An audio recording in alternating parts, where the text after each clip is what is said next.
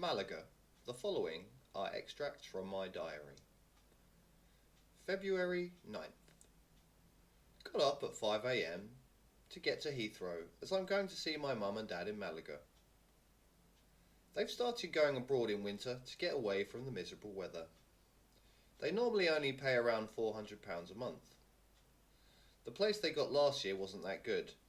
The power kept going off and the apartment faced a swamp. Got onto the Heathrow Express. I tried to sleep but couldn't because they were showing a video about places to visit around the world. The presenter was somewhere where they have an annual event which involves having oranges chucked at your head. If that's the main attraction, it ain't worth going. I don't like having sticky orange juice all over me. I only eat oranges when I'm in the bath so I can dunk me hands after I've eaten them. Met me mum and dad at the airport. The apartment was all right. We went for a walk down the beach and saw a blind man. He talked about how much enjoyment he'd get out of being on the beach. I didn't think he'd like it that much because the sand is all uneven. He was wearing dark glasses. I said it was odd that he was wearing shades, as the only perk of being blind is that you don't have to wear glasses to keep the sun out of your eyes. I said they could move all blind people to really grim places and bring in a load of birds that will tweet a lot and make it sound like they're in a really nice country area. Suzanne said it wouldn't be right. We got back and put the telly on. It only picked up Spanish programs, so we just played cards. February 10th. We got up and had breakfast. We had Spanish sausages and an egg. The sausages were nice. My dad said they were only 60p for a pack of 15. The news was on the telly, but it was all in Spanish. There was something about how the Chinese won't be eating whale anymore. Because it was in Spanish. I don't know if it's because they're not allowed or because they're sick of it. The Chinese eat some weird stuff. I used to cut through Chinatown in London quite a lot, and I'd see odd things hanging up in the window. Duck's tongue was proudly on display. I can safely say that I've never had an urge to eat tongue. And if I did, I don't think I'd pick a duck's. I didn't even know they had a tongue. The Chinese waste nothing. They are so different to us, even down to the way they print their books, which they do back to front. If I moved over there, I'd keep forgetting that and would read the end of everyone's story by mistake. I once read that when someone dies in China, they sometimes don't get buried until a person they know also dies, so they can be buried together and won't be lonely in the afterlife. Like I said, they're odd, the Chinese. We went to a place my dad found that does coffee for 70 cents. None of us had coffee though. Went to a supermarket to get some more cheap sausages. My mum saw a bird cage in a pet shop that she wanted. My dad said she couldn't have it because it would be a pain to get on the plane with it. We went back home and had a brew and played Scrabble. The biggest word I got was equips. Suzanne put the word equip down and I put an S on the end. Went for a drink at an English pub. We met up with a cousin that I hadn't seen for 27 years. We got back home and my mum annoyed my dad because she was still going on about the bird cage she wanted to buy for her parrot. My dad said the parrot could be dead by the time that they got home. My mum didn't laugh because she still hasn't got over the budgie dying at Christmas. February 11th. Went for a walk around a harbour. There were some massive fish in big groups. My mum fed some bread. My dad went mad when he realised that it was from the sandwiches that she'd made us. He found out because she started chucking them a bit of one of chocolate biscuits that were also for us. They ate the chocolate biscuit, which was weird. I think there is more proof that animals are changing their eating habits.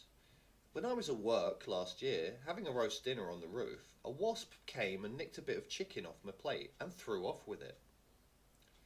Wasps should not be eating roast chicken. February 12th. Going home today, my mum showed me something in one of her ghost magazines that she bought with her. It was a yellow star that you had to rub and make a wish. But Mum said she rubbed it before we arrived and wished for good weather for us, and it had worked. There was also a column about a woman who speaks to the dead. The woman said she'd been speaking to someone called Val, who died 4 years ago. Val had dark curly hair and a nice smile.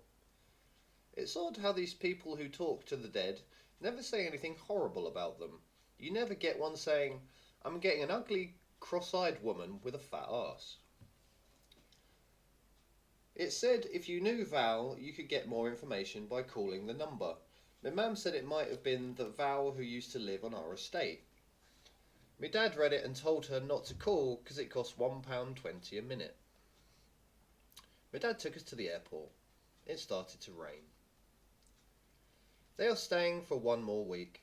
Mum said she wishes she was going home because she's had enough now and she missed the parrot. Got onto the plane and was sat next to a pilot who lived in Malaga and was heading to London to fly a plane to Boston. I used this opportunity to ask him if there are any pilots with rough accents, as I've never heard one. He said no, and then said he was going to the toilet. I never saw him again.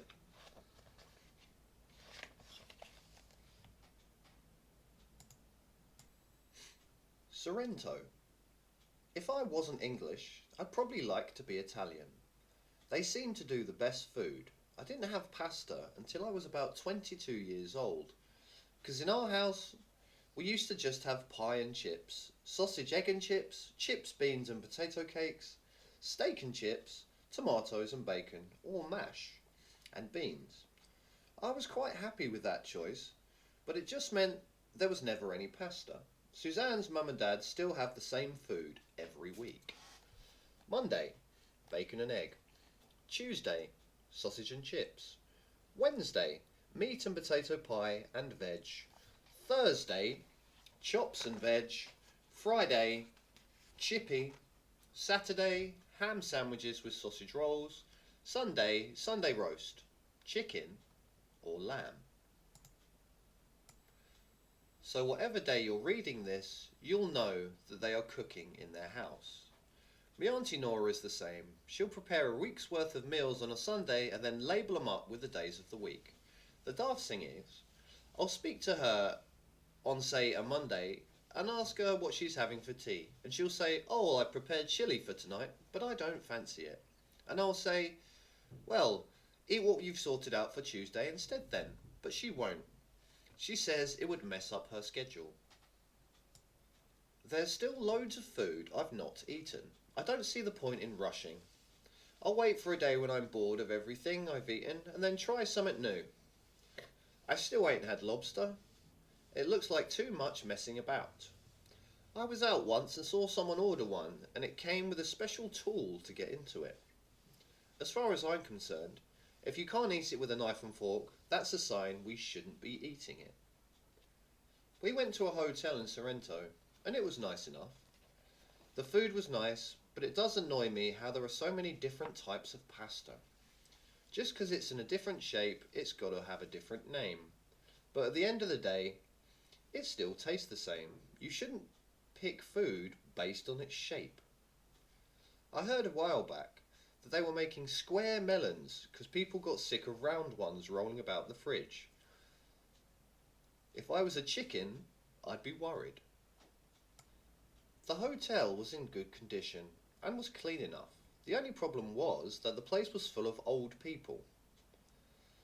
It was like I'd walked onto the set of Cocoon. At first, I didn't think it would bother me, because I thought at least they'd be quiet and won't be coming in at all hours. But it was the other way around. They were getting up at all hours. I swear that one morning the people in the next room got up for breakfast when it was still dark. This meant the other guests were out early, and we could never get a chair by the pool. So we always ended up having to sit in the garden bit where all the wasps knocked about. I'd get my own back around 2 p.m. though, because they'd all go indoors and sit in the lounge and nod off in the big high-backed chairs. And we'd have a game of pool. You should have seen them jump in their chairs as the balls cracked as I broke. Seeing as we didn't fancy getting up at 4 a.m. to get chairs around the pool, we spent a lot of time out of the hotel, we went to Pompeii on a coach trip. It was amazing. There was old stuff lying about everywhere. A bit like round the pool back at the hotel. A volcano went off about 1,900 years ago and wrecked the place, and it still ain't been cleared up. There's still dust on top of stuff, old broken vases all over the place, and tracks in the road left from the chariots. There were even little rooms where prostitutes used to have it away with the fellas on these concrete beds, and the walls all had rude drawings on them, which were quite well done. Normally, old drawings only ever feature a yak being chased by a fella with a spear. So it was good to see an old doodle of a pair of tits and a bloke with his knob out for a change. The tour guide told us about the volcano. It's called Mount Vesuvius and is due to go off again soon. Our hotel was across the way from it, so for the rest of the week I kept a close eye on it. It reminded me of when I was younger and used to live across from a chemical plant. There was a flame that was always burning, 24 hours a day. My brother told me that if the flame ever went out, the world would end. I used to sit at my window on windy nights being worried. I still don't know why the flame is always burning. The old people in the hotel tanned really easily. I don't know why that happens. I think because they hardly put any protection on. I saw some old fella rubbing factor 3 on his wife's back, which is hardly worth the bother. The woman had loads of big brown moles on her back, which must have been caused by not putting on enough lotion. The fella was rubbing his hands in them all. It looked like he was swimming in Cocoa Pops. We decided to have another day out. We booked a trip to Rome, which includes a night's accommodation. The coach was meant to pick us up at 8 a.m, so we were up early. Saying that, we were still the last ones up in the hotel. The coach was late. We always have this. The tour guide was being picked up at the hotel as well, and while we waited, she talked to us about the volcano. They talked about the volcano in Sorrento like we talk about the weather in this country. Yeah, it's going to go off again soon, she said. It's funny how she knew that, yet she was clueless when it came to knowing when the coach would come. It turned up 45 minutes late. It took ages to get to Rome, but it was worth it. It's pretty amazing the amount of old stuff there is in Rome. Every corner you turn, there's another really old building. It ain't the place to live if you're a builder though, because you'd never have any work. The more cracks in the building, the more the tourists love it. Some of them are in a right state. If the building were in Britain, they'd class them as dangerous structures and knock them down. The only annoying thing about Rome was the amount of people hanging about dressed up as Romans and emperors. I saw a couple of them poking passers-by with their spears. Some of them are doing that thing where they stand really still and pretend to be a statue. I don't know why people take pictures of these, as everyone looks really still in a photograph. Even though I enjoyed Rome, I don't know if I'd go back again, as nothing changes there. They don't do anything up. They just leave it all to get older and older. It was really busy when we were there, because the Pope went out on his balcony. I suppose if I grew up in Rome, I would be more into religion, because having the Pope living down the road would make me more keen to know what he's going on about. If it's on your doorstep, you show more interest, don't you? But because of where I grew up, I like Coronation Street instead. We watched the Pope for a bit, but there wasn't much happening. It wasn't the current Pope, it was the old one. I say the old one, but the new one is also old. I don't know why they keep taking on really old people for the job. My dad tried to get some part-time work at B&Q and was turned away for being too old. And yet the Pope got the gig when he was 78. And my dad was only 63. It seems like it's the one rule for one and another rule for another. When we got to the hotel in Rome, I thought it was some sort of special hotel for fitness freaks, because the bathrooms were full of bars hanging from the ceilings and walls. Turns out it was a room for the elderly or disabled. That's the weird thing with Italy.